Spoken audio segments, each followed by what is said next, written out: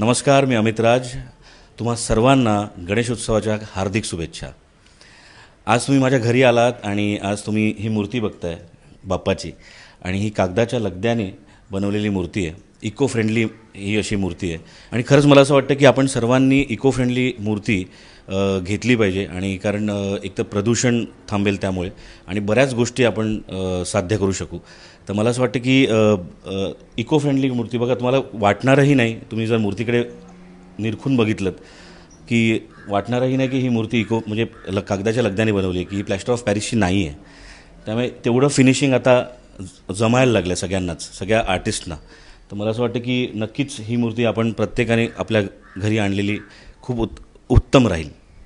जर तुम्ही बघितलं तर हे डेकोरेशन ही इको फ्रेंडली केलं आहे, कारण थर्माकोल वगैरे हे यूज न करता फक्त पेपर फोल्डिंग ह्याने डेकोरेशन केलं आहे, फक्त पेपर ने डेकोरेशन केलं आहे. आणि नक्कीच गौरी बसल्या आहेत आणि गौरी गणपती आमचा, त्यामुळे नक्कीच खूप मजा येणार आहे ह्या गणपतीला.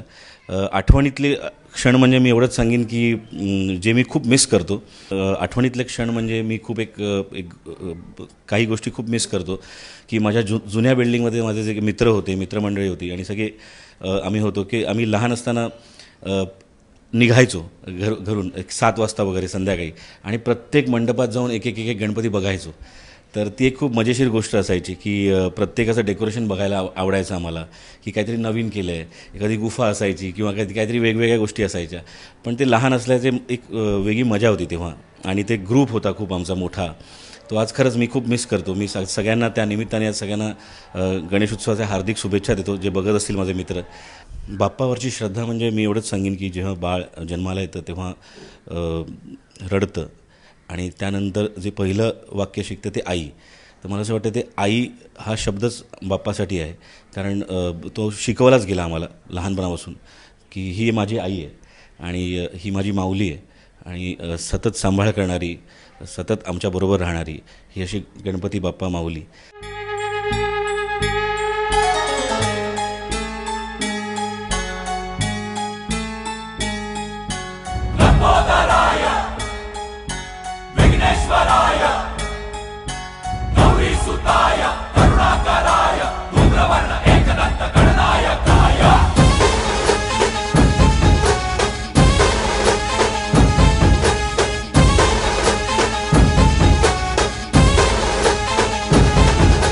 बाप्पाची बरीच गाणी केली, आणि दगडी चाळमधलं मोरया मोरया खूप गाजलं गाणं. पण आता रिसेंटली मी, आदर्श आणि स्वप्नील बांदोडकर आम्ही तिघांनी एक गाणं केलं, जे कंपोज केलं स्वप्नील गोडबोलेने, लिहिलं मंदार चोळकरने, आणि प्रोग्रॅम केलं प्रफुल्ल कार्लेकरने. पण खूप मजा आली, कारण ही एक टीम आमची परत एकत्र आली आणि काहीतरी एक वेगळा करायचा प्रयत्न केला आम्ही. आणि ह्यासाठी खरंच आदर्शला खूप खूप शुभेच्छा, कारण त्यांनी हा पुढाकार घेतला हे करायचं, आणि खूप गाजतंय ते आता गाणं, आणि खूप लोकांना आवडतंय ते गाणं. ते एक झलक फक्त दाखवतो तुम्हाला. मोरया है मोरया, मोरया मोरया, मोरया मोरया, मोरया मोरया, मोरया मोरया, मोरया हे मोरया.